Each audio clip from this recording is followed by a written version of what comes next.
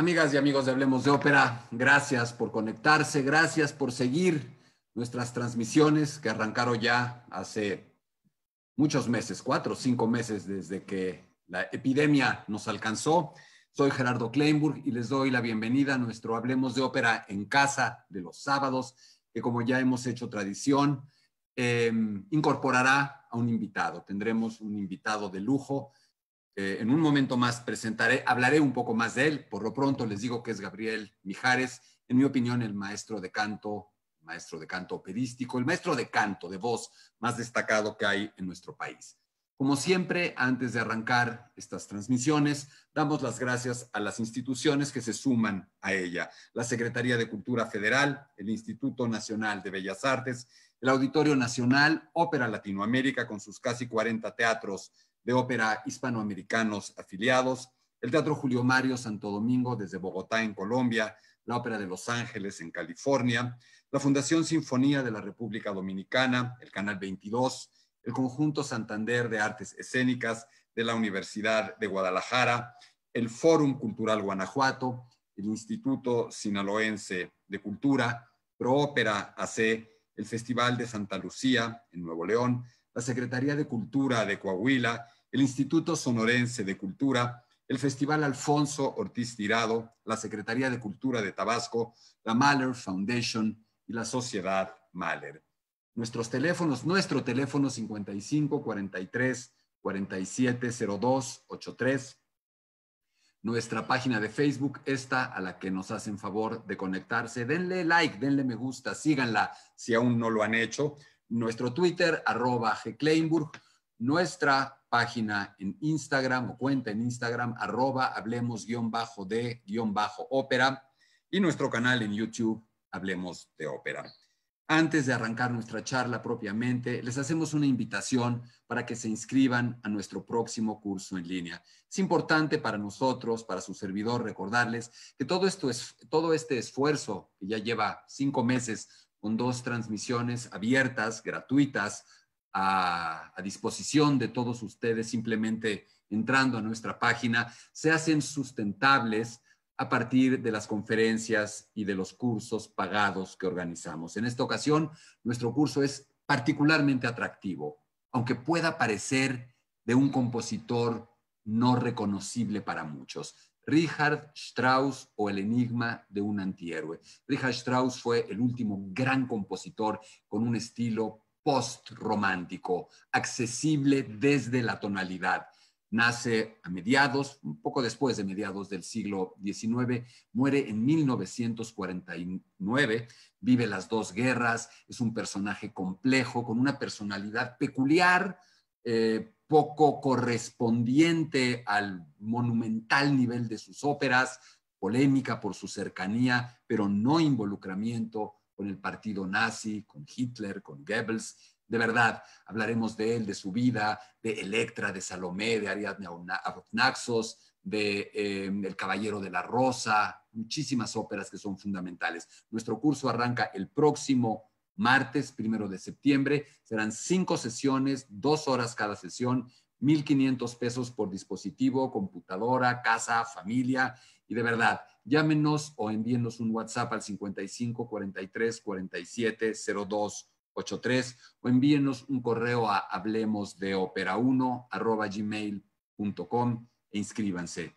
Nos van a ayudar a poder a seguir haciendo sustentable nuestro proyecto. Y hoy tenemos un invitado de lujo porque no solamente es la persona invitada la que aparece en nuestra conversación, sino es la enseñanza del canto.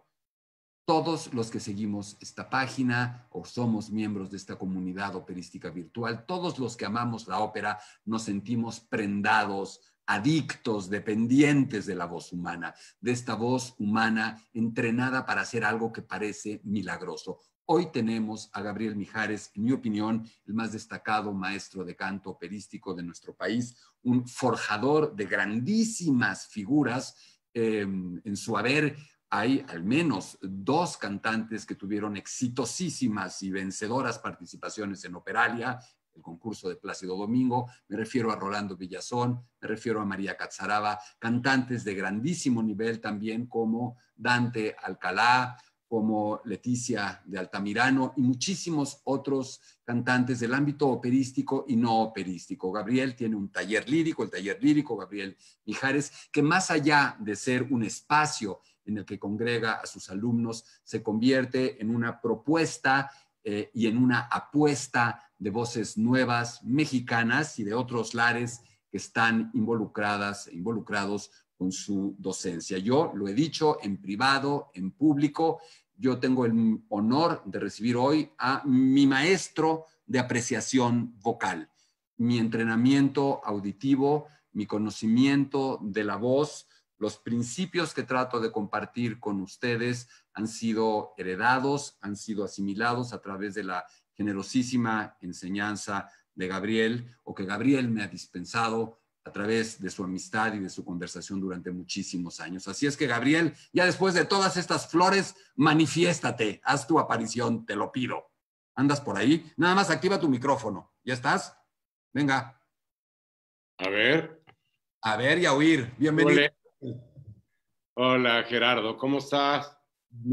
Contentísimo, porque por primera vez hemos tenido cientos o miles de charlas desde hace más años de los que estamos dispuestos a confesar, pero hemos tenido una tan pública, así es que espero que les resulte a nuestros amigos tan divertida y tan aleccionadora como me han resultado a mí. De verdad, bienvenido, Gabriel. Muchísimas gracias, Gerardo. Con esa presentación ya me vas a sacar una lágrima. Bueno, espero sacarte dos. A ver, yo voy a abrir fuego muy simplemente. Que imaginémonos que esta no es una conversación, que yo saco aquí mi tecladito o mi pista y le digo, maestro Mijares, le quiero audicionar, quiero ver si me toma como alumno. Y de mi ronco pecho te canto como Dios me dé a entender, La Donna è Mobile, o te canto México lindo y querido, o te canto una de Yuri, lo que pueda. ¿Qué pasa en tu cabeza? ¿Qué es lo primero en lo que tú te fijas? ¿Cómo empiezas a analizar mi voz? ¿Empiezas a detectar el talento? ¿Empiezas a detectar el potencial? ¿Qué te haría decirme, oye, vale la pena que le eches ganas? Oye, te tomo como alumna, te tomo como alumno, o amigo, gracias por participar. O mejor ni gastes, ¿no? A ver, ya, acabo de terminar de cantarte. ¿Qué pasa por tu mente, por tus oídos? Mira, lo primero es que traigas un cantante adentro, que tengas ganas de cantar. Hay gente que llega porque su mamá le dijo que cantaba muy bonito y es chistoso, la mamá lo trae como quien lleva al niño al karate, ¿no? Y entonces, ay maestro, fíjese que, o sea, mi niño canta hermoso, lo tiene que oír, ¿no? Y el niño, ay mamá, y se muerde el rebozo el niño, ¿no? Cuando alguien trae un cantante adentro, se manifiesta el cantante. Cantas, no pides disculpas.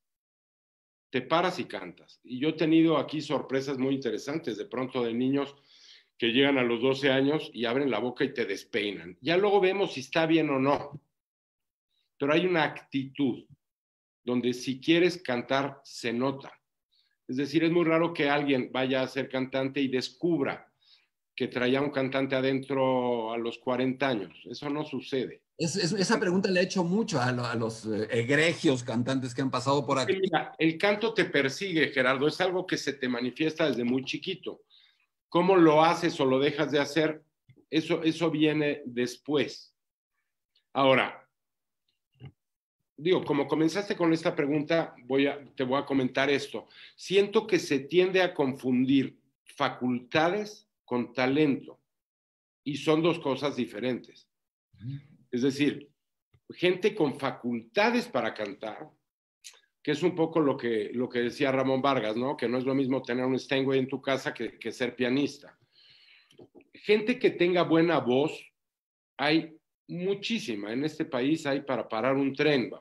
¿Qué quiere decir tener buena voz? Que sea bonita, que suene fuerte, que parezca naturalidad en los agudos. ¿Qué es buena voz? Es excelente la pregunta y yo creo que esta pregunta te la voy a acabar de contestar tal vez un poquito más adelante. Es decir, ¿qué es lo que hace que alguien tenga de naturaleza una predisposición mayor para cantar con facilidad? Es decir, que tiene las conexiones musculares del canto más fuertes que otro. Es como un niño que de pronto pues tiene más masa muscular y es más fuerte que los demás o es más rápido para correr. Es decir, son condiciones que tienes de naturaleza. Ahora, eso tiene que ver con el instrumento y con tus posibilidades de emitir esa voz de una manera o de otra. Eso no tiene nada que ver con con la musicalidad, ¿no? Y la Ni con la musicalidad, actitud misma. así es, ¿no? Entonces son cosas distintas. Ahora, la Yo voz humana, regresemos a lo que te dije. Yo te acabo de cantar. ¿Qué estás oyendo? yo primero veo si hay una voz, qué tanto hay que picar de piedra en esa mina para llegar al oro, que a veces no te das cuenta inmediatamente. Si hay musicalidad, sí. Eso es algo de lo que te percatas muy fácilmente, ¿no? Si es afinado, si tiene gusto para hacer música con la voz o no, ¿no? Pero te digo, el talento es mucho más escaso, porque el talento es la capacidad que alguien tiene para llevar lo que Dios le dio hasta sus últimas consecuencias. Y ese proceso es muy aciago, es muy difícil, es muy duro. Digo, en esta vida, Gerardo, seamos francos, hacerte bueno hasta en matatenas es difícil. Y hay una parte del proceso que es muy árida.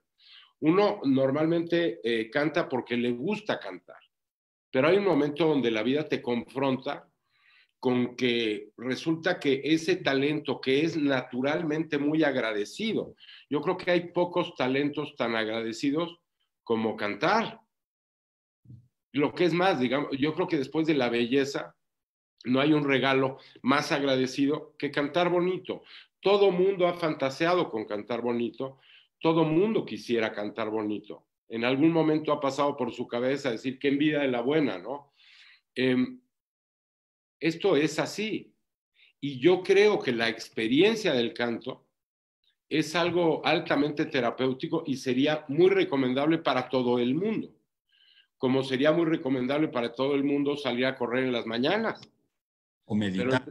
entre darle 2 vueltas a la manzana, a traerte un oro olímpico, pues hay mucho en medio.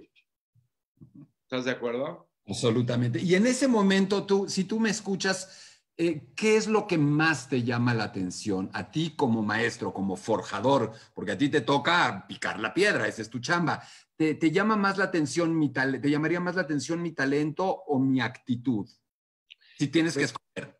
mira, el ideal para mí sería que se combinara el talento, es decir, las facultades naturales con percepción fina, con una capacidad de voltear para adentro y ponerte en contacto con conexiones musculares con las que no tenemos ninguna familiaridad. Ahí voy a ir a esa zona, por supuesto que ¿No? voy a ir a esa zona. Ahora, para que tú te des cuenta si alguien tiene talento o no, tienes que trabajar con ese alguien y tienes que trabajar un rato. Tampoco te tardas tanto en darte cuenta. Ahora, hay minas donde el oro está muy a la mano, está muy a la vista. Hay voces con las que hay que picar muchísima piedra y que, sin embargo, merece la pena hacerlo. Y seguramente te has llevado sorpresas o te has equivocado. Talentos que... Me he llevado muchas sorpresas para los dos lados. Exacto. O sea, de pronto que llegue una voz deslumbrante y que en el trabajo te des cuenta que no hay la percepción fina que se necesita para que esa voz llegue a cantar de veras, a la altura de lo que yo creo que es cantar, como Dios manda. Y por otro lado, gente de la que tienes muy poca expectativa y que de pronto te sorprende haciendo cosas padrísimas, ¿no? Antes, sin abundar de más, porque probablemente me estoy metiendo el pie con otras preguntas, pero dijiste cantar como Dios manda. ¿Qué manda Dios? ¿Cómo no? ¿Qué es cantar como Dios manda? Me gustan tus preguntas, mi niño. ¿Cómo alguien puede de pronto decir, o sea, porque de pronto alguien oye que suena recio o que se mete un sí natural, aunque esté más pellizcado que una uña enterrada y dice, wow. uno de pronto dice eso no está, ¿qué es? ¿Solo hay una manera de cantar como Dios manda? Mira, muy buena pregunta, ya fueron varias preguntas, pero mira, yo creo que la voz humana es el único instrumento donde solemos confundir el instrumento con el instrumentista, ¿no? Y eso deriva en algo que también se vuelve una constante. Cuando a ti no te sale algo cantando, casi siempre partimos de la premisa de que lo estamos haciendo mal. Y a lo mejor sí, pero a lo mejor no. Te pongo un ejemplo. Si yo le piso el freno a un coche sin frenos, el coche no frena, pero no es que yo esté manejando mal. Si yo en cambio creo que estoy manejando mal y le busco otro pedal, ya tengo dos problemas en vez de uno. Sí. ¿No? Si a la guitarra le faltan cuerdas y no me sale el acorde, no me estreso. Yo sé que el problema no lo tengo yo. ¿No? Sí. Esa confusión en el canto la vive el propio cantante. Es muy frecuente que cuando alguien tiene buena voz, la gente diga, ese muchacho canta bien. Y cantar bien y tener buena voz no necesariamente es lo mismo, ¿no? Entonces, esto nos pierde muy fácilmente porque, digamos, tenemos la idea de que la calidad del canto es especulativa. Y esta es una de las grandes trampas. La calidad del canto no es especulativa. Tiene un porqué fisiológico y por supuesto que se puede calificar la calidad de un canto sobre otro. Ahora, cuando alguien hace las cosas de manera sobresaliente, pues normalmente se destaca. Es decir, no hay que ser científico, Gerardo. Si tú pones a alguien que es a una función de ópera, llevas a alguien que nunca ha ido a la ópera y hay un cantante buenísimo, uno regular y uno malo. Nadie se confunde. Ay, Gabriel, estamos... Nadie se confunde. Yo tengo la sensación de que donde no hay confusión nunca es en lo más subjetivo, la belleza de la voz. Yo nunca he visto que alguien discuta si una voz es bella o no, pero en todo lo demás de pronto, ¿tú crees? Me estoy metiendo el pie y me lo sigo metiendo. Yo sí creo que no hay confusión. Cuando algo tiene un nivel donde la supremacía es muy marcada, invariablemente se destaca, sin cabida a confusión. O tal El vez lo que problema es que los niveles en general de pronto están muy cercanos. Entonces ahí sí determinar cuando algo apunta en mejor dirección y por qué. Ahí sí requieres un liderazgo de opinión. Ahí necesitas un experto. ¿No ¿No? vendrá la confusión de pronto del escenario, de que uno ve que si alguien está cantando en tal escenario o su disco tiene tal logo, es que debe ser buenísimo? Bueno, eso también es una realidad. Es decir, el público, sobre todo el público de la ópera, tiende a comprar etiquetas. Es como el que pide vino en los restaurantes y sabe de marcas, pero en una cata ciega probablemente no sabe lo que se está tomando. O incluso a veces ves el precio y dices, no, pues si está más caro. Te voy a poner un ejemplo que yo lo viví. Una de las experiencias líricas más hermosas de mi vida. El Romeo de Fernando de la Mora en el 87. Cuando Fernando de la Mora empezaba, no era conocido. Y cantó unas funciones de Romeo absolutamente memorables. Y yo recuerdo a mucha gente de la que suele ir a la ópera, de las caras que siempre ves, comentando en los pasillos, mira, este muchacho promete. Y yo decía para mis adentros, mira, lo más probable es que no vuelvas a oír algo así en tu vida. No promete, o sea, te estás tomando un romané con ti de $50,000. Y la gente dice, el vino está rico. A veces no nos damos permiso de sentir y de decir, esto es una maravilla. Y es una maravilla por lo que me está tocando, no porque me lo vendieron muy caro, ¿no? En la música popular no pasa eso, Gerardo. En la música popular tú te das permiso de decir, esto me gusta o esto no me gusta, o esta canción, esta interpretación de Cucurrucucu Paloma está horrible, eso no se canta así. Y te das permiso de hacerlo porque le hablas de tú a esa música, porque tienes un vínculo y una historia, un bagaje con esa música. Entonces te puedes permitir decir, eso así, no. En la ópera no, hay como una prudencia, ¿no? Donde dices, bueno, pues así ha de ser, eso es muy difícil y seguramente está bien, ¿no?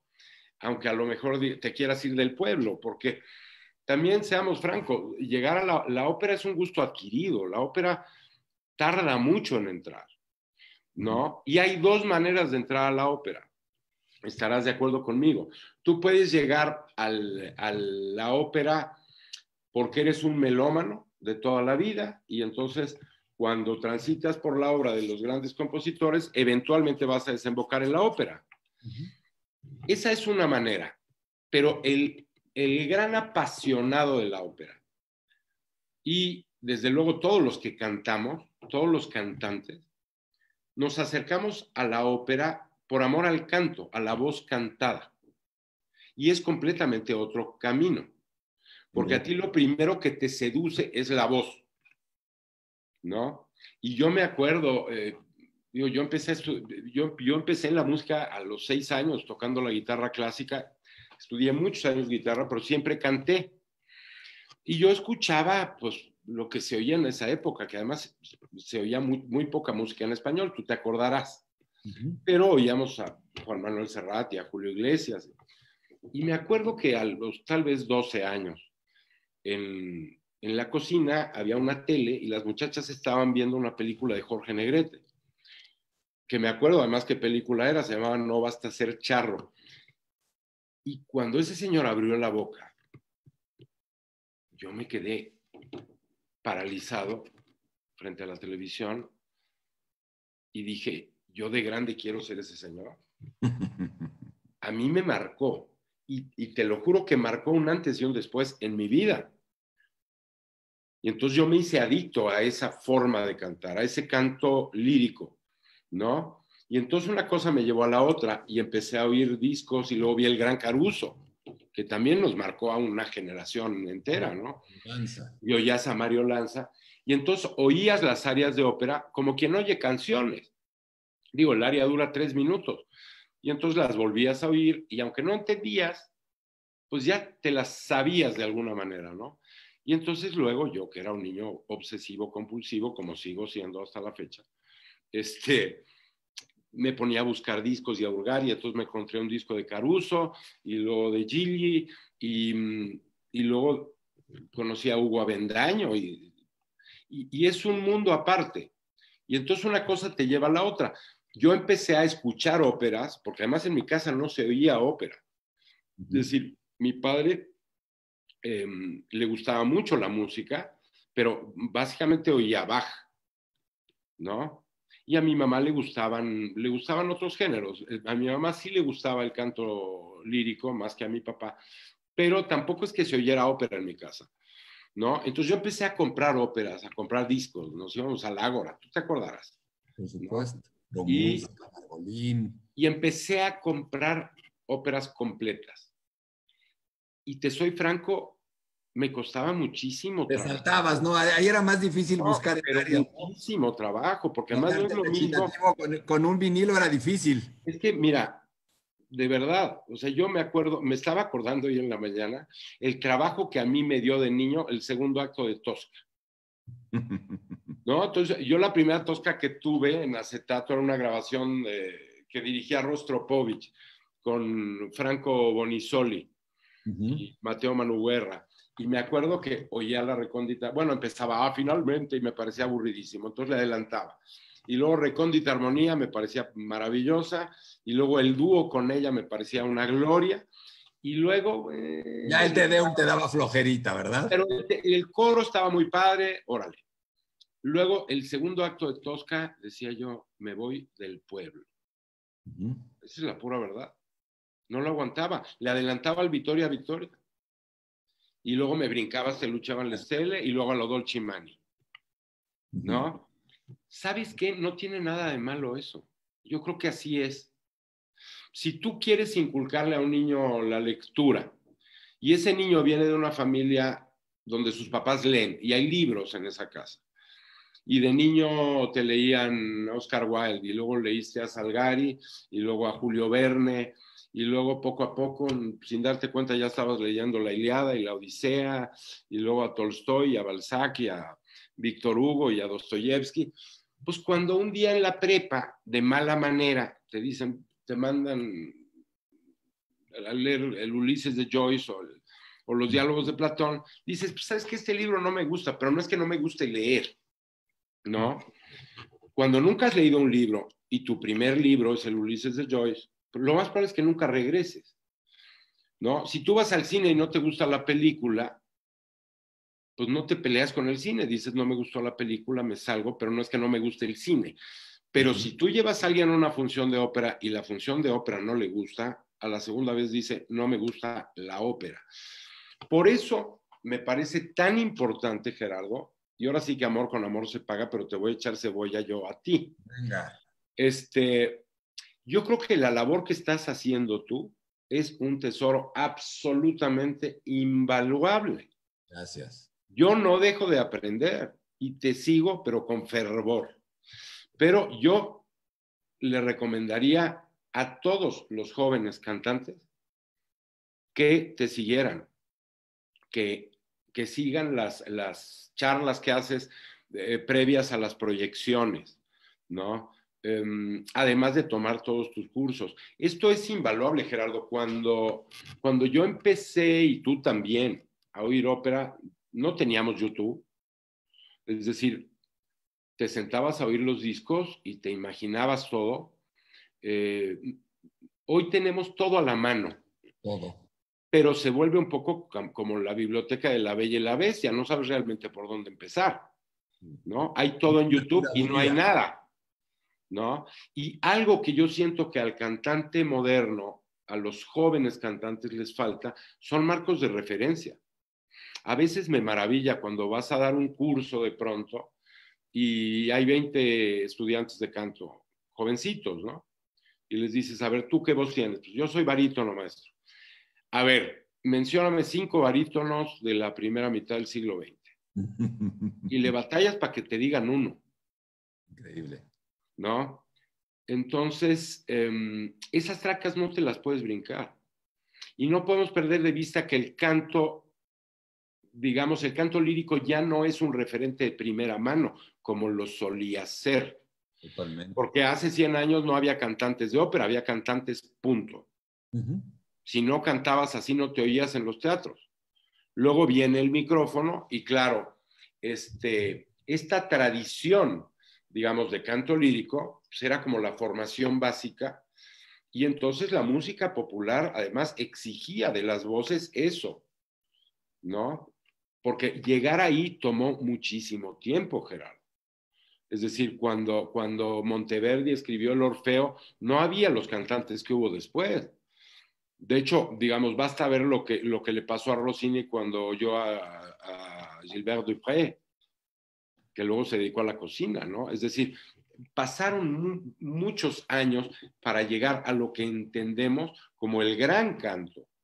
Ese canto que va, digamos, desde que tenemos grabaciones de Caruso, que fue el primero que grabó discos, hasta nuestros días, digamos, esa época, ese esplendor vocal al que se llegó y que permitió también que los compositores trataran la voz de una manera completamente diferente.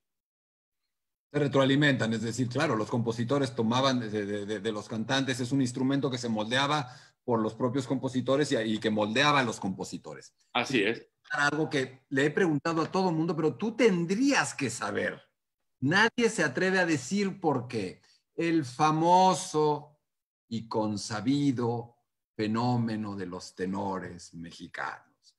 México es una cantera inagotable de tenores. De pronto, nuestras queridas amigas y brillantísimas sopranos o nuestros amigos barítonos o nuestras amigas mezzos cuestionan esto. Hablan de otra serie, de una serie de elementos que pueden haber llevado a un sesgo que genera que haya tenores. Primera pregunta. Son dos preguntas. ¿Por qué México es esta cantera? Y habría que precisar, ya es una pregunta más. No sé si es una cantera de cantantes o una cantera de voces. Es una cantera de voces, no es una cantera de cantantes. Es una cantera de voces. Levantas una piedra y salen 100 voces. Pero de esas 100 voces, a lo mejor una se convierte en una gran figura internacional. Esa es la primera pregunta. ¿Es una cantera de voces México? ¿Y por qué no es una cantera de cantantes? Y segundo, ¿Cómo explicas el fenómeno de los tenores mexicanos? ¿Es porque como tú se deslumbraron con Jorge Negrete y Pedro Infante y porque para cantar la música vernácula mexicana hay que cantarle de verdad? ¿Es porque nosotros ya hablamos así, es nuestra personalidad, es nuestro idioma, son nuestras vocales? Fin, llégale. Digo, ahí son muchas preguntas, pero está padre. Mira, ¿por qué es una cantera de voces y no de cantantes? Pues porque entre tener buena voz y ser un buen cantante hay un abismo, ¿no? Eso creo que no hay que explicarlo demasiado. Ahora, ¿por qué, digamos, México tiende a producir más tenores, digamos, que bajos? Pues eso es una cuestión genética. Y dentro de las voces de tenor, la raza latina, y ahí sí no es nada más México, porque el mestizaje realmente funcionó muy bien, pero las voces mexicanas tienen mucho de las voces españolas, ¿no? Como las voces argentinas tienen mucho de las voces italianas. Y de alguna manera, las voces latinas para la ópera tradicional italiana y la ópera francesa mayoritariamente, son en general las más bellas. Es como las razas de caballos. Hay caballos más altos, hay caballos más fuertes, hay caballos más elongados y hay caballos más estéticos, ¿no? Probablemente los caballos más bonitos, por lo menos para mi gusto, son los lusitanos, los andaluces, ¿no?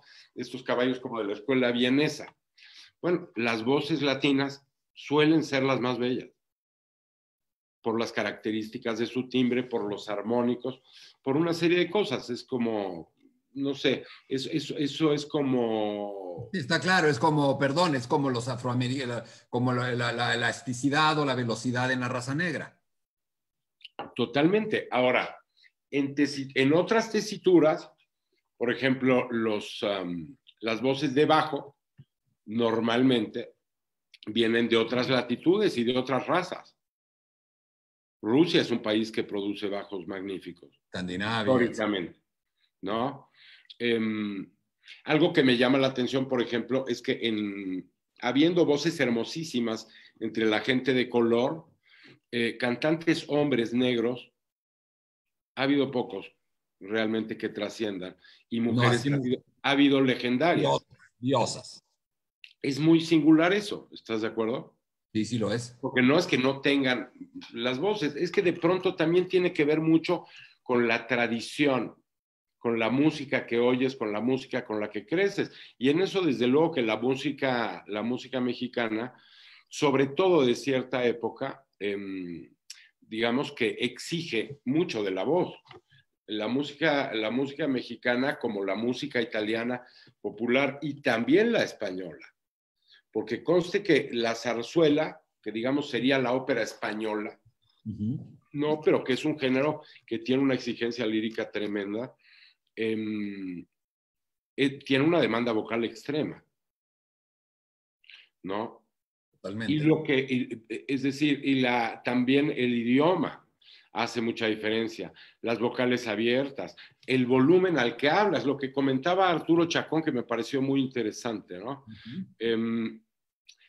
Todo eso suma o resta puntos. Por ejemplo, Francia, ¿no? El francés es un idioma que no ayuda mucho para el canto lírico, y la realidad es que Francia es un país que, aunque digamos, ha dado compositores legendarios, importantísimos de ópera, no ha sido un país que produzca grandes cantantes. Ha habido muy pocos grandes cantantes franceses.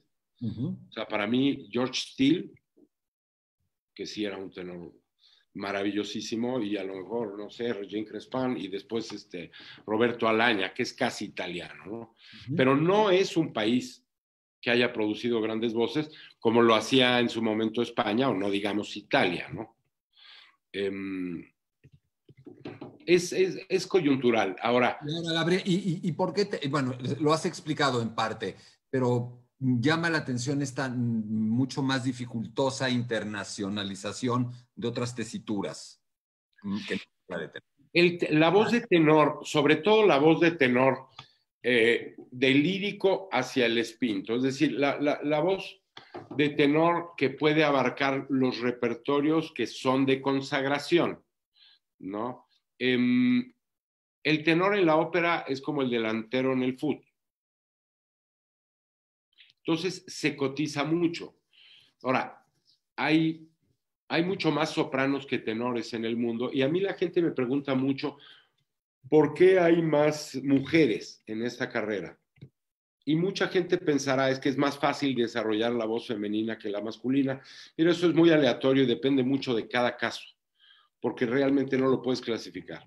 Hay voces de mujer que toman muchísimo tiempo y que son dificilísimas de conquistar, y hay voces fáciles de hombre también. Es decir, eso no es exactamente así. Yo tengo una teoría que es muy chistosa y te vas a reír. Venga. Y es que las mujeres son incomparablemente más estudiosas que los hombres. Esto es una realidad irrefutable. Yo te puedo decir en mis 25 años de experiencia, por cada alumno hombre estudioso que yo he tenido, tal vez he tenido 15 mujeres. Esa es más o menos la proporción. Son mucho más disciplinadas, son más rigurosas, son más estudiosas, más tenaces, manejan mejor la crítica y la confrontación, son menos territoriales en ese sentido. Y acuérdate que en esta carrera al final, pues te pagan por resolver problemas, como en todas, no por ocasionarlos, ¿no? Como que de pronto uno no se explica por qué alguien que tú lo escuchas cantar y tiene una voz maravillosa, dices, bueno, este tenía la gallina de los huevos de oro y la hizo caldo, ¿qué pasó? ¿No? Y es que pasa mucho eso porque cantar maravilloso es uno de los ingredientes, ¿no? Pero al final de la película, cuando un cantante llega al ensayo a tiempo, se sabe perfectamente su música. Las correcciones el director se las hace una sola vez. Y bueno, y tiene toda esta otra parte histriónica, escénica, de presencia. Exacto. Y además es buen compañero, es buen colega, resuelve, no se enferma. Todo eso suma puntos, Gerardo. Si además resulta que tiene una voz divina y además canta por la pura derecha, pues entonces puede aspirar a lo mejor a ser una superestrella. Pero para trabajar primero tienes que resolver problemas. Y es algo que de pronto en México se nos olvida, ¿eh? Nos brincamos trancas muy fácil, porque la gente no dimensiona lo que es transitar por una ópera completa. Absolutamente. Durante muchísimas de estas charlas que tú me has hecho favor también de seguir, me has visto una y otra vez decirles, hablar, comentarle a los cantantes, y también lo hago en mis cursos en la sesión de entrenamiento auditivo, que nosotros todos somos mucho más afortunados que ellos. Ellos nunca se han oído. Yo le llevo una ventaja y Pavarotti murió sin lograr algo que yo logré, escuchar a Pavarotti. Él podrá tener toda una serie de referencias, hay cantantes que están de acuerdo más o menos en eso. Y yo he ido más lejos tratando de decir que, en mi opinión, una de las formas de describir la enseñanza del canto es aludir a que el maestro es en algún momento los oídos del cantante. El individuo que desde fuera le da una retroalimentación del sonido y que por lo tanto el cantante se pone en manos del maestro de una manera muy peligrosa, porque está apostándole a que el sonido que el maestro dice, ese es el sonido que Dios manda, ese es el sonido bello, lo es de verdad.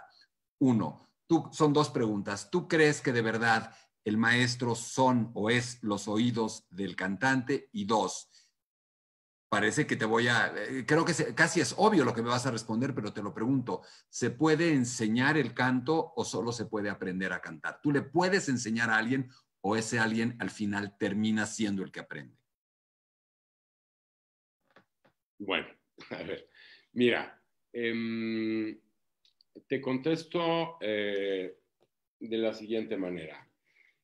Yo no creo que uno no debe ser los oídos. Y ahorita te voy a explicar por qué. El oído es muy peligroso, es una gran trampa en esto. Ahora, que el canto se pueda enseñar, yo creo que sí. Sinceramente, ahí disiento con Ramón. Ahora, lo que dice Ramón tiene un porqué y tiene razón. Hay que aprender, ¿no? Y ahí dependes de un alumno.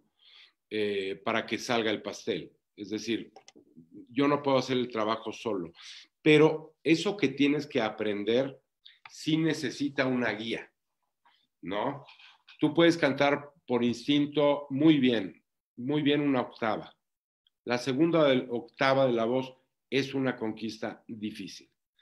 Y yo creo, es decir, uno no decide en esta vida que va a ser maestro de algo, ¿no? De niño nunca piensas eso.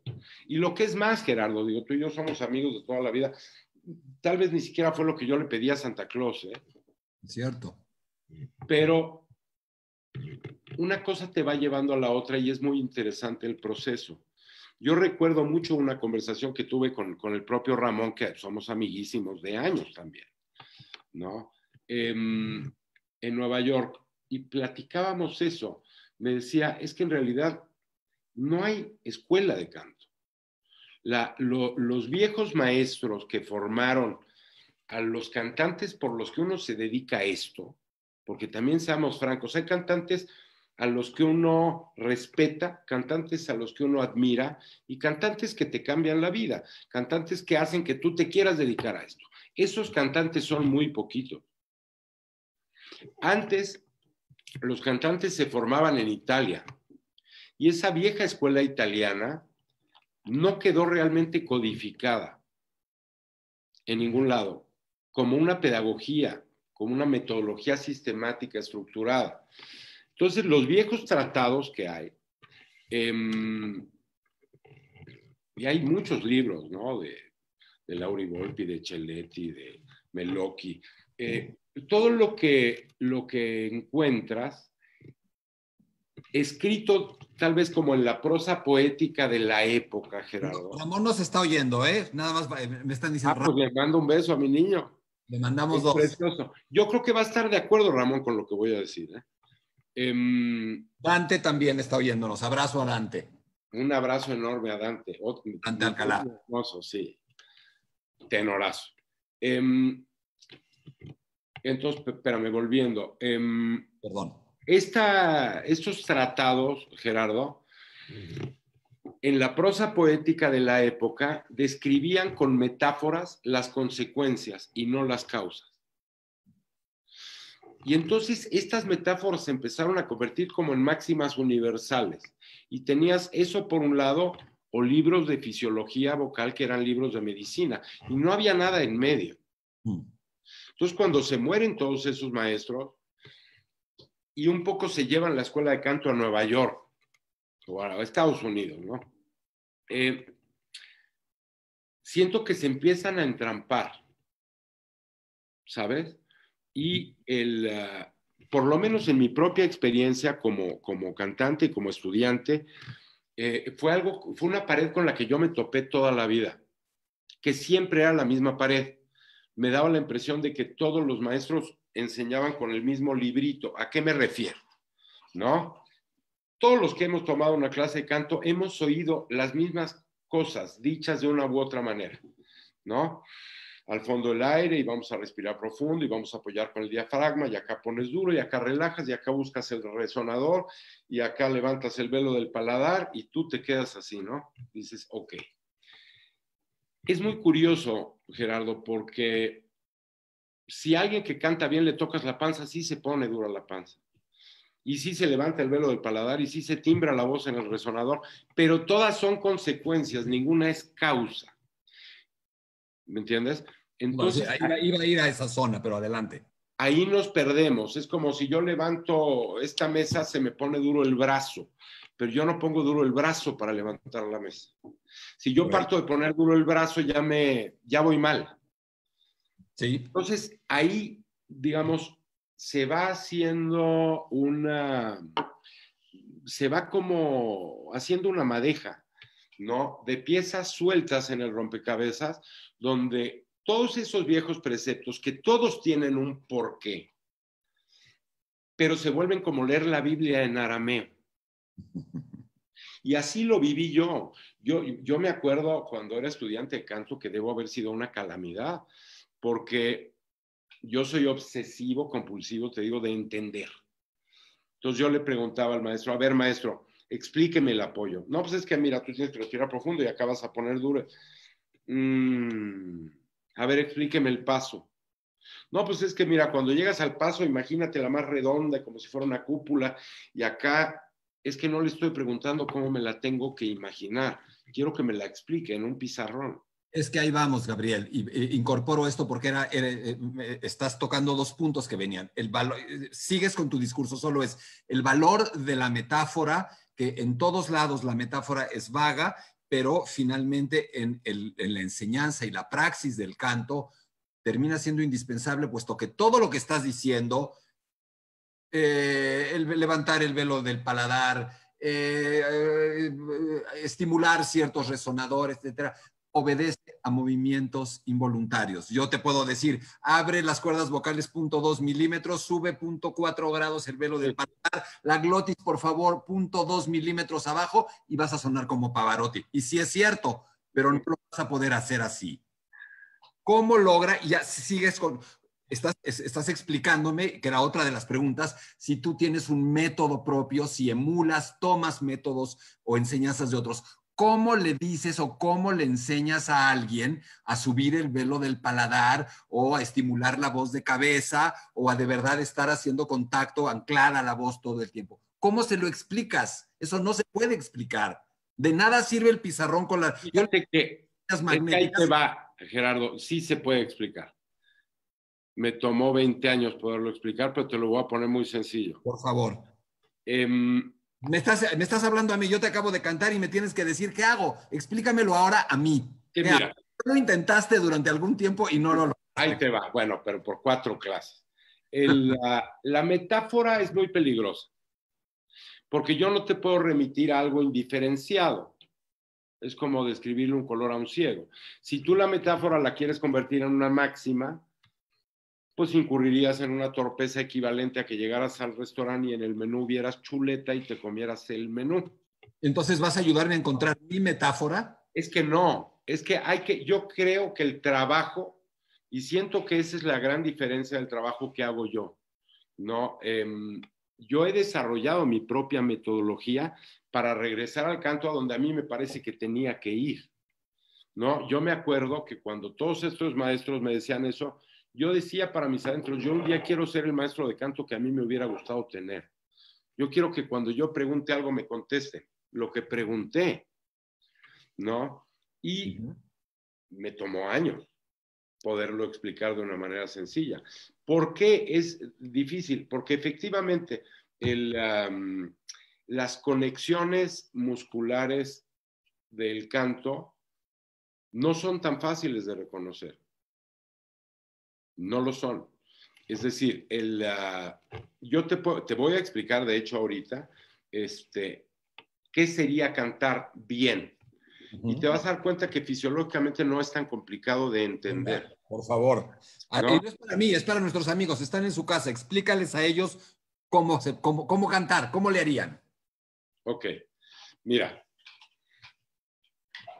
Si tú inhalas, baja el aire, tienes ahí tu proveedor de energía. El canto correcto sería, cuando tú inhalas, baja la laringe, sería lograr que la laringe se quedara abajo, que las cuerdas fueran cerrando horizontales. Cuando la parte posterior de las cuerdas vocales, porque las cuerdas vocales en la parte anterior están pegadas, cuando la parte posterior, donde están los aritenoides, que son estos ganchitos que pegan las cuerdas atrás, si tú logras un equilibrio entre el aire haciendo presión y esto pegado ofreciendo resistencia, se haría un pulso. Son dos fuerzas chocando una contra la otra. Eso sería cantar.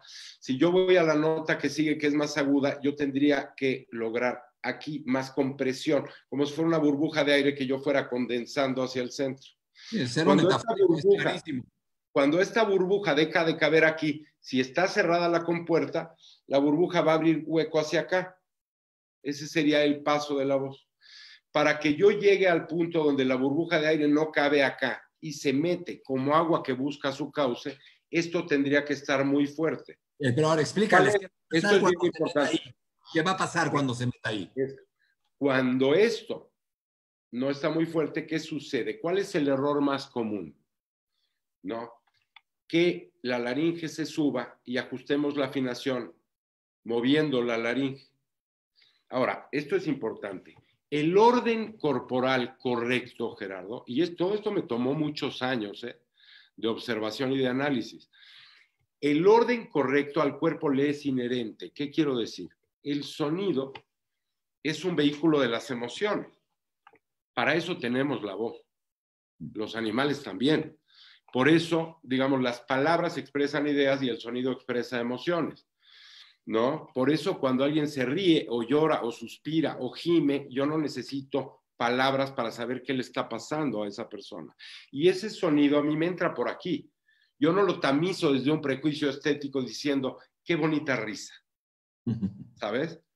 Simplemente me toca la emoción. Para eso es la voz. Entonces, ese orden muscular el cuerpo lo sabe. Lo que pasa es que no lo asocia con notas musicales específicas, ni mucho menos con que suene bonito.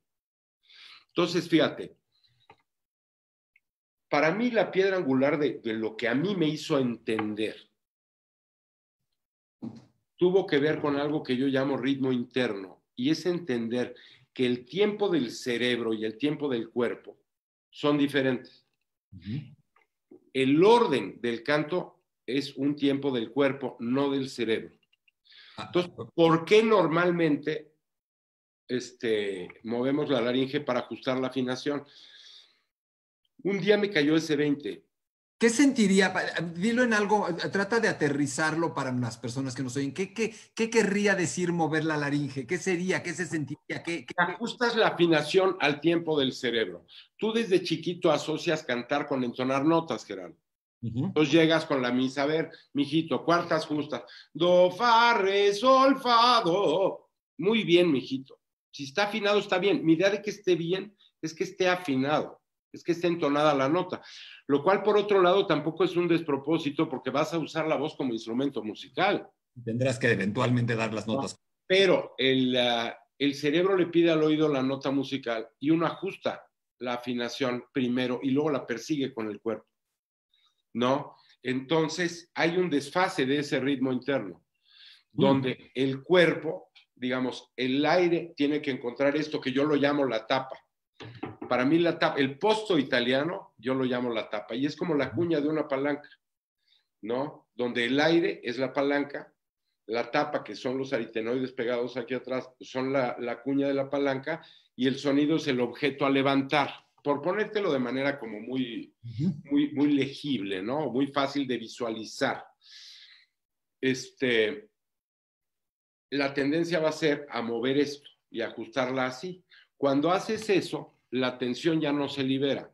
Porque otra de las grandes mentiras de la enseñanza del canto es esta idea de que cantar bien es encontrar el lugar, como si fuera el punto G, ¿no?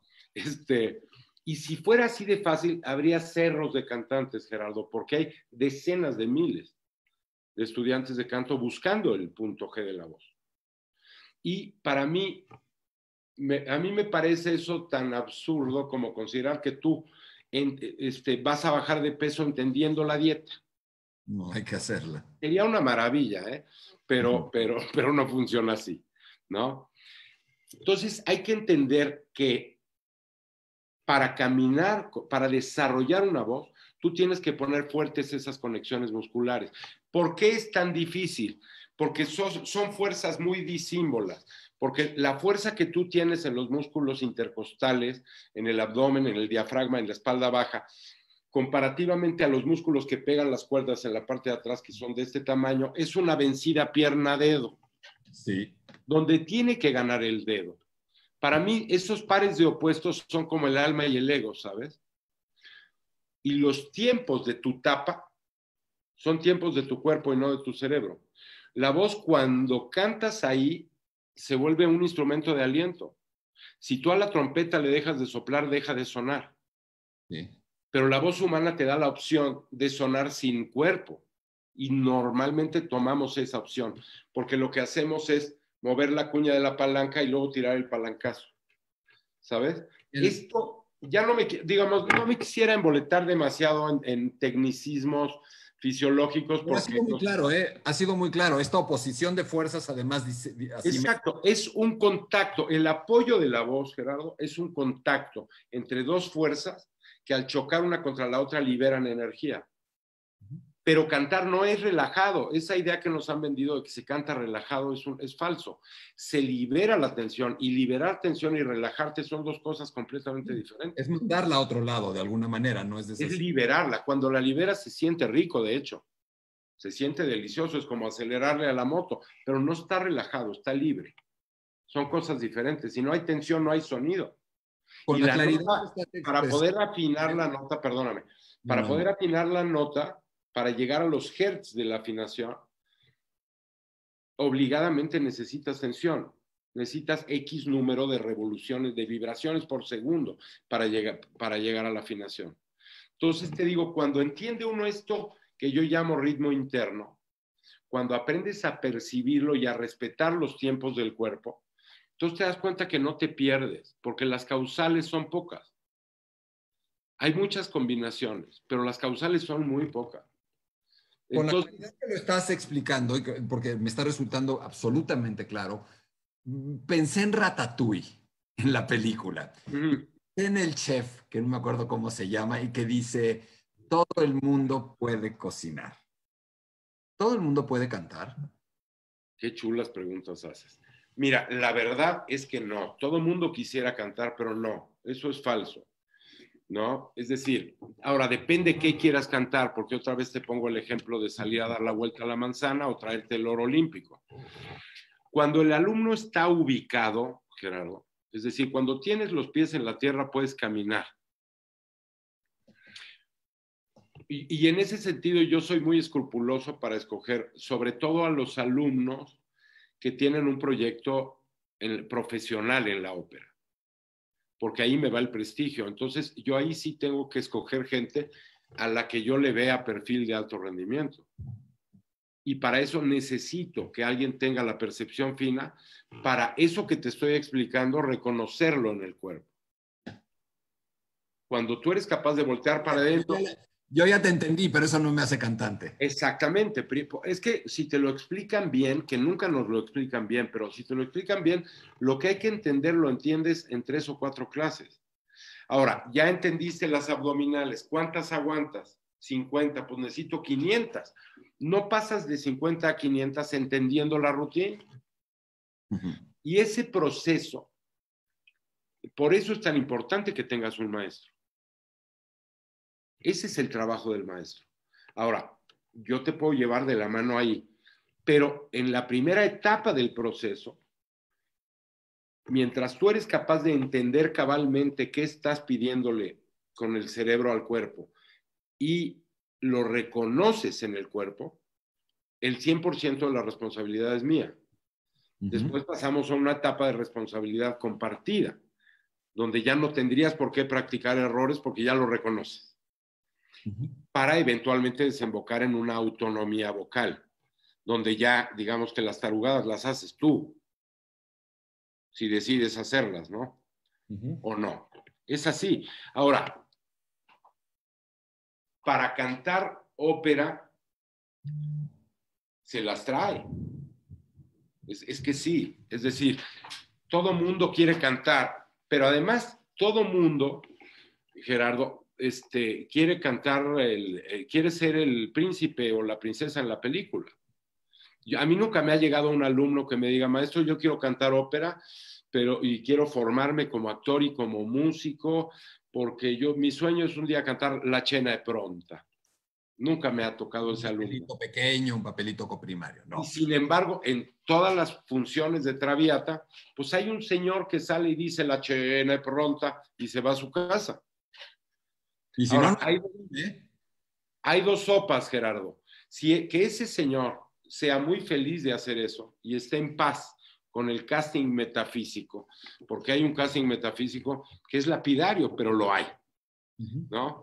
Y diga, ¿sabes qué? Yo me voy a mi casa muy contento porque estoy haciendo música, porque estoy parado en un escenario y porque puedo oír la música de Verdi desde cerca y escuchar a mis compañeros. ¡Qué maravilla! Pero en la mayoría de los casos, ese señor que cantó La Chena de Pronta considera que él tendría que estar cantando el Alfredo, pero que hay una serie de cónclaves malignos que se confabularon en su contra.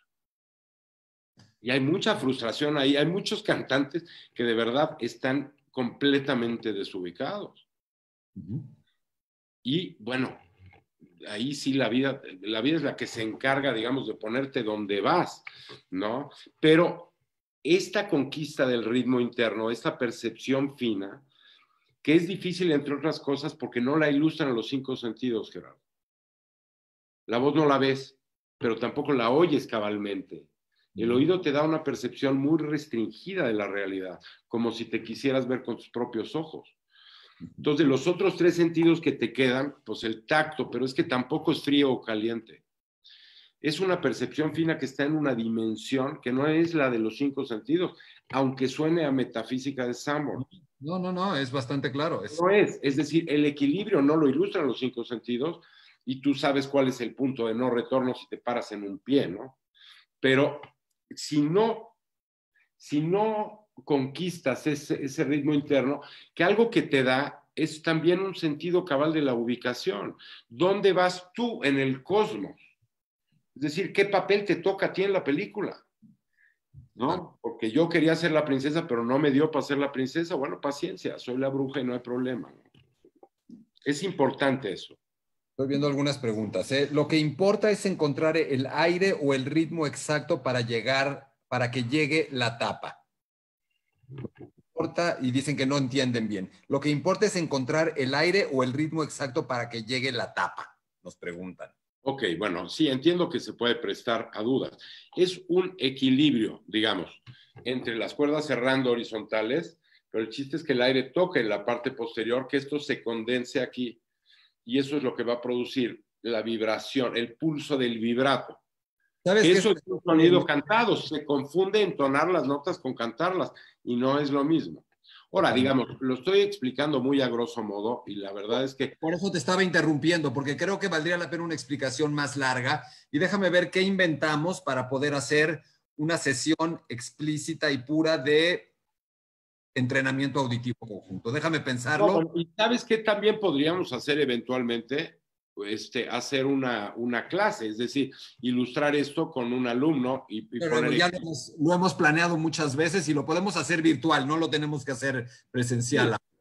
A ver, porque tenemos poco tiempo y yo tengo demasiadas cosas que preguntarte, pero todo esto que me estás diciendo habla claramente, hablaste todo el tiempo de emociones y de emociones y de emociones. Por lo tanto, uno de los elementos o vínculos naturales, una de las sustancias del trabajo entre un cantante y un maestro de canto son las emociones. Si le estás enseñando a alguien a despejar una ecuación cuadrática, tus emociones y las suyas no son demasiado importantes. La relación de un maestro y un alumno es intensísima, por lo tanto, en algunos momentos es universal el comentario, la analogía, que es casi una relación de psicoanalizado y psicoanalizante. Platícanos un poco a través, por ejemplo, de 3 casos particulares, tu experiencia en la docencia, en la transmisión de tu conocimiento vocal con figuras como Rolando Villazón, como María Catzaraba, como Leti, como Dante. Un poco, cuéntanos de esta parte. Te voy a interrumpir para poder llegar a las otras preguntas, pero llegan... Desde luego, desde luego. Bueno, mira, el caso, Rolando fue realmente mi primer alumno formal y tú de alguna manera eres un poco responsable de eso.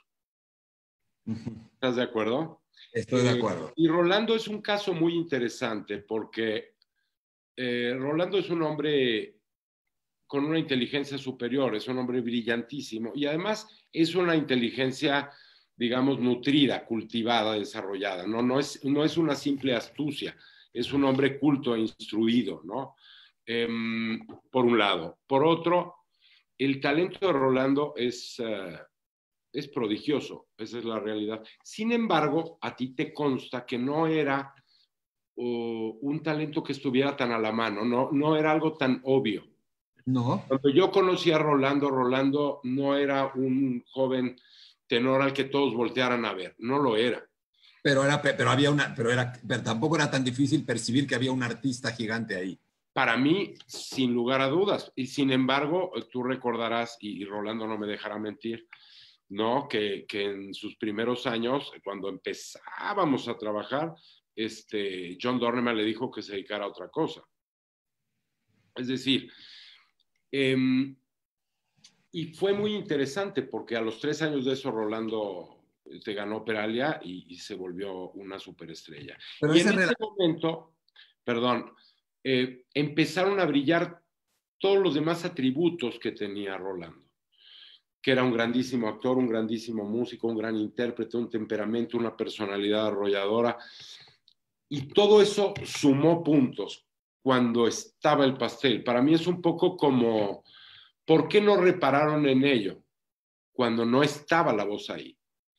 Por lo mismo, es decir, es un poco como cuando la atleta olímpica está preciosa y la contrata Nike para anunciar los tenis, pero no paran una bonita en el parque.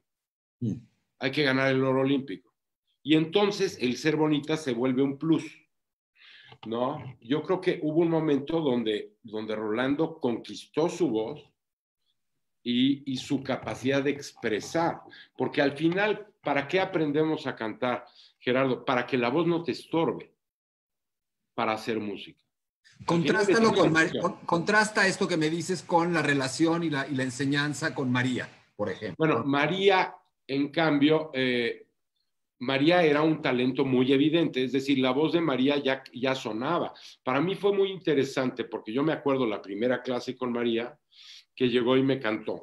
Y yo le dije, María, tú dime a mí por qué crees que necesitas clases de canto. Es decir, tú ya cantas, das todas las notas, tienes la tesitura, das los agudos, la voz suena padre, haces música, interpretas. ¿Para qué necesitas un maestro de canto? ¿Qué te falta según tú? Y bueno, fue precioso porque me dijo, es que yo no siento lo que quiero sentir al cantar, no siento que pueda expresar lo que podría expresar. Ella se daba cuenta que en cierto sentido, con todo eso que traía, todavía era un poco prisionera de su propio arte, ¿no? Y es un poco como si tú tienes un volcán adentro, pero te faltan palabras, es decir, para poder expresar a cabalidad eso. Yo creo que un cantante, para poder hacer con la música lo que él trae adentro, para que se vea tu musicalidad y para que tú le puedas aportar algo a un personaje, necesitas lograr poder transitar por esas 2 octavas de tu registro, y en mezzo forte, y de ahí hacer crescendos o diminuendos, en cualquier zona de la voz. Cuando tú puedes hacer eso, entonces puedes empezar a hacer con la música lo que te gustaría hacer. Cuando no, a lo mejor tú tienes un volcán adentro, pero se te atora porque la voz no te da para hacer lo que quieres hacer, ¿no? La enseñanza del canto termina, Gabriel, es decir, ¿aprendes a cantar y ya estás listo? ¿O es necesario como el coche ir a la agencia y que te pongan el escáner y vean qué está pasando? O sea, mira, yo creo que ese proceso, que es muy personal, sí hay un momento donde terminas el trabajo y digamos que hay un punto donde yo con mis alumnos, con muy pocos he llegado ahí, pero que ya les doy la bendición, le digo yo ya no me... psicoanálisis. Y ya no me quites el tiempo. Ahora, por ejemplo, yo con Leti sigo trabajando. Con Dante muy poco, a veces se da la vuelta, es muy gitano Dante, pero de repente se aparece. Pero por ejemplo, Leti, que es tal vez de los alumnos que yo he formado, la que siento que tiene un entendimiento más cabal y una conciencia más cabal de su voz y del trabajo que hacemos. Leti hace muchos años que está, digamos, dada de alta, titulada, ya es una cantante extraordinariamente solvente. O sea, Leti es una alumna absolutamente fuera de serie. Pero también es obsesiva compulsiva. Yo no conozco a nadie que estudie tanto. Entonces, siempre que Leti va a cantar algo, digamos, es fecha que me consulta, si me parece o no me parece, y siempre me trae el repertorio nuevo, checamos que esté todo en orden, como llevar el coche a servicio, y luego trabajamos la obra frase por frase para que esté todo primero en la voz antes de llevarlo con el coach. Leti hace eso. María me sigue consultando, me manda grabaciones, estamos muy en contacto. Dante menos, pero también somos amiguísimos. Y además yo también creo que independientemente de lo que uno piense o deje de pensar, hay un punto donde la relación tiene que cambiar. Tú no puedes ser eternamente la autoridad.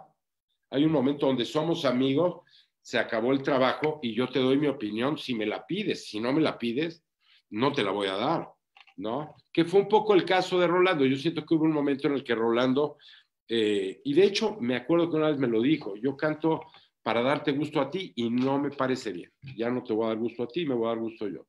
Aleluya, ¿no? Fuimos grandes amigos y de hecho yo extraño al amigo, yo a Rolando lo quiero muchísimo y digo, nos hemos perdido la pista muchísimos años, porque la vida es así, ¿no?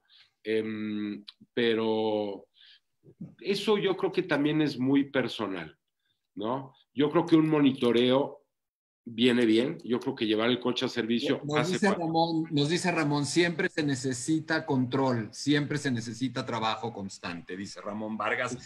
Algo entenderá de esto, ¿no? Algo. Hombre, para mí Ramón, y no porque me estoy yendo, y no porque sea uno de mis grandes amigos, yo le tengo una admiración reverencial a Ramón, pero yo creo que Ramón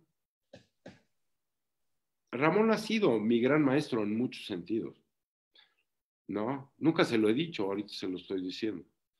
Yo me acuerdo mucho de frases de Ramón, esto que hablábamos en aquel café, ¿no? Sobre la escuela de canto, pero también de cómo manejar la carrera, Gerardo. Yo creo que hay dos agujeros, hay como dos grandes precipicios en el camino de un cantante, ¿no? Primero es los años que a ti te toma llegar a ser un cantante profesional, competente, digamos, donde ya tienes un producto que puedes vender. Llegar ahí se queda muchísima gente, muchísima. Es como de los niños que entran a primaria, ¿cuántos terminan la universidad, no? Pero luego hay un hoyo aún más grande, un precipicio gigante, ¿no? Que es el tiempo de que tú ya eres un cantante a que tienes una identidad profesional avalada y tienes una agenda llena. Y en ese hoyo se quedan muchísimos cantantes muy buenos. Ramón, cuando se fue de México, cuando Ramón ganó el Caruso, ¿no? Y se fue al estudio de Viena, de esos años a que Ramón fue Ramón Vargas, pasaron cuando menos 8 o 9 años, no estoy seguro, pero por ahí. Y estoy seguro que en esos años se las vio muy duras. No fueron miel sobre hojuelas. No fue un proceso tan divertido ni tan diáfano como... Pero también me acuerdo que Ramón creía fervorosamente en él mismo. Y para eso hay que ser muy humilde. Y no se malentienda, para mí la humildad tiene que ver también con conquistar la autoestima, con saber de cierto quién eres, de dónde vienes y a dónde vas. Y yo, algo que he visto como una constante en el perfil de los triunfadores, en el canto y en muchos otros ámbitos, ¿no? Porque tú sabes que mi verdadera pasión es otra. Pero El billar. El billar. Ese perfil del triunfador tiene que ver con eso. Tienes que tener la autoestima resuelta, tienes que ser autocrítico, pero no autodestructivo. Y todos los triunfadores que yo he conocido, alinean 4 puntos cardinales que para mí son la piedra angular. Y es lograr que lo que piensas, lo que sientes, lo que dices y lo que haces apunte en la misma dirección. Cuando hay incongruencia en alguno de esos 4, no sale, no cuaja la gelatina. Y no sabemos bien a veces por qué. Yo me acuerdo de Ramón. Estás viendo los atributos que se necesitan para tener y formar un cantante, que era mi última pregunta antes de la recta final. Pero déjame contarte estas 2 anécdotas de Ramón que son una chulada y Máximo que nos está oyendo. Yo me acuerdo que en una ocasión, hace muchos años, estaba cantando Ramón el Tamino de Flauta Mágica. Y estábamos en el camerino, creo que era un ensayo, platicando, ¿no? y le llamó Brusemski, que era su agente, con quien después yo tuve una muy buena amistad y que ya falleció. Y le ofrecían a Ramón su debut en algún teatro alemán, de los grandes. No me acuerdo si era Berlín, Hamburgo, Múnich, alguno de esos. Y empezó la rebatinga porque Ramón no quería hacer segundo elenco y Bruce le decía, pero es que en Alemania no te conocen. Y Ramón, me acuerdo que le contestó, ya me conocerán. Cuando me conozcan voy. Eso me pareció muy descriptivo de lo que estamos hablando. Y también Porque me no es acuerdo... arrogancia. No, en absoluto. Es decir, yo no voy a hacer segundo elenco. Yo sé que quiero y lo que quiero necesita esto. Es como, mira, ¿cuántas veces no vas al cine, ves una película y ves al actor y dices, yo lo he visto? Y a lo mejor lo has visto 20 veces y no te acuerdas ni en qué lo has visto, ni cómo se llama. A ese actor nunca lo vas a ver haciendo un protagonista. Claro. Y trabaja de actor y le va muy bien, pero no lo vas a ver haciendo un protagonista. Pero Esto es bien importante. También Fernando está todo el mundo conectado, también Fernando nos está viendo, ¿eh? Bueno, Fernando de la Mora también, Fernando de la Mora, a quien quiero muchísimo, y es uno de los cantantes que yo más he admirado en mi vida. Él fue un detonador para que yo diera clases de canto, él no lo sabe, ya un día platicaré eso con él. Pero le mando un abrazo muy grande. Otra cosa que te quería contar es una ocasión en la que le ofrecían a Ramón su debut en el Royal Opera House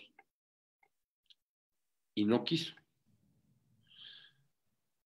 Y le dije, mi niño, Covent Garden, ¿por qué no? Y me dijo, porque yo quiero llegar a ese teatro y quedarme ahí los siguientes 20 años. Entonces el día que yo debute ahí va a ser con una ópera que yo la pueda cantar parado de cabeza, donde sepa que la voy a sacar del estadio. Bueno, eso también es una clase de cómo manejar tu carrera. Y yo creo que en eso Ramón no tiene parangón. Ramón tiene 35 años de ser el maestro Vargas, ¿no?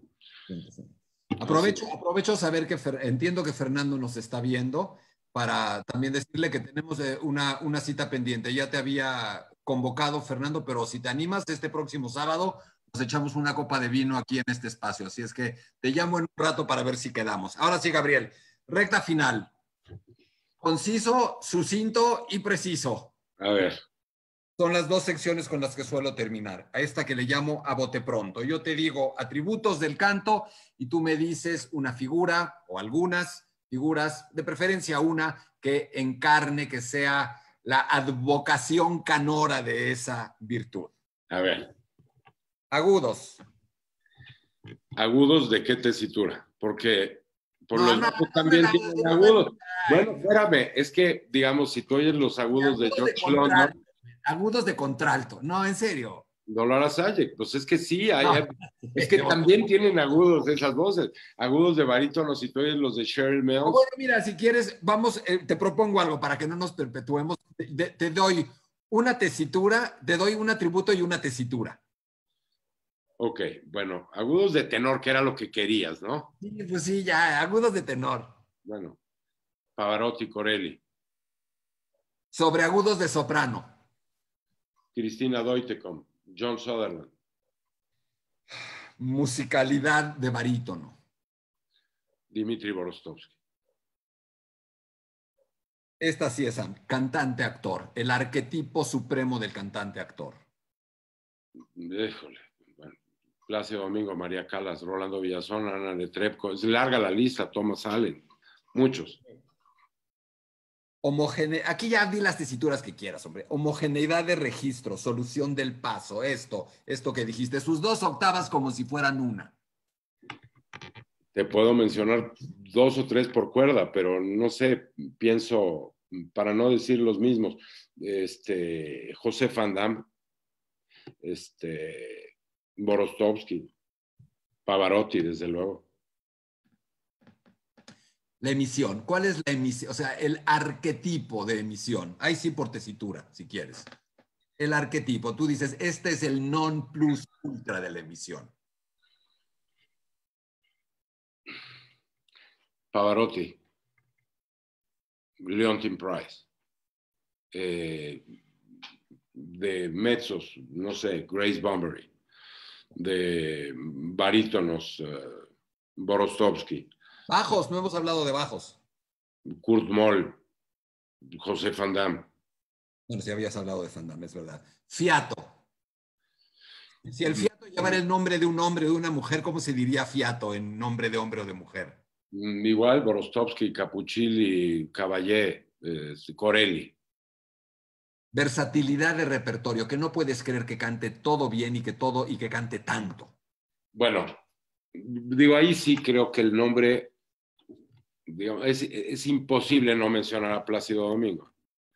Pero hay otro nombre, fíjate, que a lo mejor hace menos ruido y que es sorprendente la discografía que tiene y la variedad de repertorio que abarcó, que fue Dietrich Fischer-Dieskau.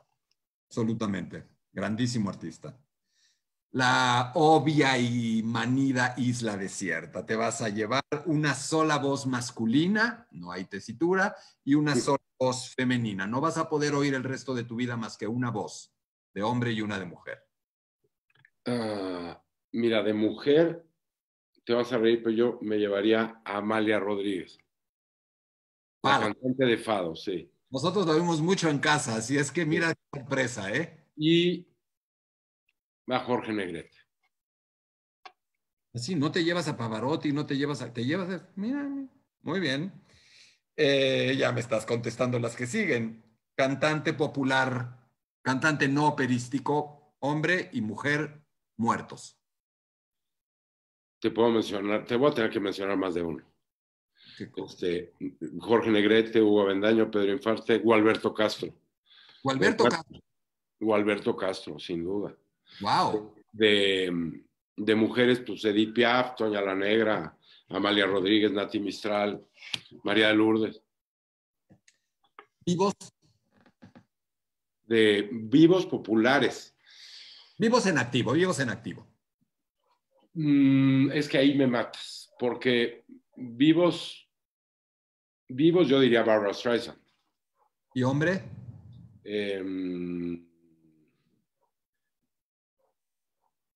Luis Miguel, tal vez. Fíjate que es lo que te iba a decir. Definitivamente Luis Miguel tiene un club de admiradores en el mundo de la ópera. 9 de cada 10 han dicho Luis Miguel. Y ahora vamos al final, Gabriel. Lo que yo le llamo dualidades, dicotomías, águila. Le voy a decir mejor águila mola a esta sección. Ok. Venga. Yo te digo un par de nombres, ideas, conceptos, y sin glosar, a menos que de plano te ponga mucho contra la pared, solamente me dices una de esas dos ideas, escoges una, ¿va? Ok. ¿Alumno de canto con talento extremo o alumno de canto con toda la actitud? Talento extremo. Talento extremo. ¿Lealtad o cuestionamiento? Lealtad. ¿Playa o bosque? Bosque. ¿Tinto o blanco? Tinto. ¿Ver un gran juego de carambola o presenciar una gran corrida? No, ver un gran juego de carambola, sin duda. Porque son tus dos pasiones, ya sé que mucha gente no compartirá la última, yo nada más la planteo. ¿París o Londres? Londres. ¿Messi o Cristiano Ronaldo? Es que la verdad no sé nada de eso, pero creo que Messi. Por oírte hablar a ti. Honestamente no los he seguido a ninguno de los dos. Pero tienes una idea de cada uno y la idea de cada uno que tengas es la que vale, no importa. ¿Verdi o Wagner? Verdi. ¿Karajan o Bernstein? Bernstein. ¿Ópera contemporánea u ópera antigua?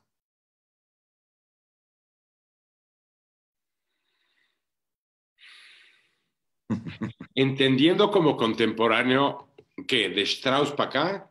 No, entendiendo contemporánea la ópera que se escribe hoy. No, antigua, definitivamente. Salud. ¿Sexo o erotismo? Erotismo. ¿Golfo o paz? Paz. Paz o Paz. el Met o la Scala. La Scala. ¿Producción tradicional o producción moderna? Producción buena. Te la volteé, perdón. Tramposo, está bien. ¿Sofía Loren o Catherine Deneuve? Sofía Loren. ¿Izquierda o derecha? Bueno, yo soy zurdo recalcitrante, mi niño. Entonces, se contesta solo. ¿Pavarotti o Domingo? Esa está ruda. Depende para qué. No sea collón. Pavarotti, probablemente. Este es tres. Religiosidad, agnosticismo o ateísmo. Agnosticismo. Vida eterna o punto final. Punto final. Si pudieras escribirlo, ¿cuál sería tu epitafio? Híjole. Mira, como eso de morir, no sé, hay que dejarlo para el mero final, mi niño, pero posiblemente me gustaría parafrasear a Francisco de Quevedo en uno de los sonetos más hermosos de la lengua castellana del siglo de oro. Y me gustaría que dijera, su cuerpo dejará, no su cuidado. Serán ceniza, mas tendrá sentido. Polvo será, más polvo enamorado. Es una chulada, ¿no? Lo es. Nosotros, esa última línea nos es muy familiar en casa, la usamos mucho también. Gabriel, gracias de verdad. Esto ha sido lo que preví. Una conversación fascinante y una clase. Yo al menos estaba esperando una clase, me llevo mi clase, me llevo mis apuntes y lo único que te ofrezco a cambio es transmitir en la medida que pueda comprenderlo y de la manera más inteligible posible lo que durante tantos años me has enseñado en relación con la voz y que eternamente te agradeceré. Gracias. Al contrario, yo tengo muchísimo que agradecerte a ti y creo que toda la gente que te sigue tiene muchísimo que agradecerte y muchísimo que aprenderte y todos seguimos aprendiendo de ti. Es valiosísimo lo que haces, te lo aplaudo, gracias. Te lo encomio y te lo agradezco con el alma. Gracias, un abrazo amigo. Y muchísimas gracias a toda la gente que se conectó. Un saludo y un abrazo a todos los amigos. Salud. Me quedo yo nada más para hacer nuestro cierre, Gabriel. Gracias. Abrazo. Bye, bye. Amigas, amigos, como les anuncié desde que comenté que Gabriel sería nuestro invitado, me parece que ha sido una conversación fascinante. Lo mismo que les había dicho en un principio se cumple. Hemos tenido una auténtica clase de canto. Sé que puede haber habido algunos conceptos, nos hicieron ver que eran complejos y vamos a encontrar una manera conjunta, Gabriel y su servidor, en la que a través de Hablemos de Ópera podamos tener una conversación más extensa puntualmente sobre fisiología, técnica vocal, haciendo un esfuerzo muy grande por ilustrarla cabalmente para ustedes y sobre todo por hacerla todavía más comprensible. Una vez más, les comento y los invito y las invito a que se inscriban a nuestro curso en línea que arranca este próximo martes 1 de septiembre, Richard Strauss o El enigma de un antihéroe, en el que revisaremos su fascinante, extensa, compleja, polémica, muy criticada, pero muy analizable vida y, por supuesto, su incuestionable obra. Estamos hablando de uno de los más grandes compositores de la historia de la ópera y acaso el último en escribir óperas de esa manera, a la vieja usanza. Llámenos o escríbanos al 55 43 47 02 83 para inscribirse o envíenos un correo a hablemosdeopera1@gmail.com. Apoyarnos es también inscribirse a este curso. Son 5 sesiones, 2 horas cada una, 1,500 pesos por computadora o dispositivo. Soy Gerardo Kleinburg. Les agradezco muchísimo que hayan participado en esta conversación con el gran Gabriel Mijares y nos vemos el martes próximo para hablar de ópera en casa. Hasta entonces.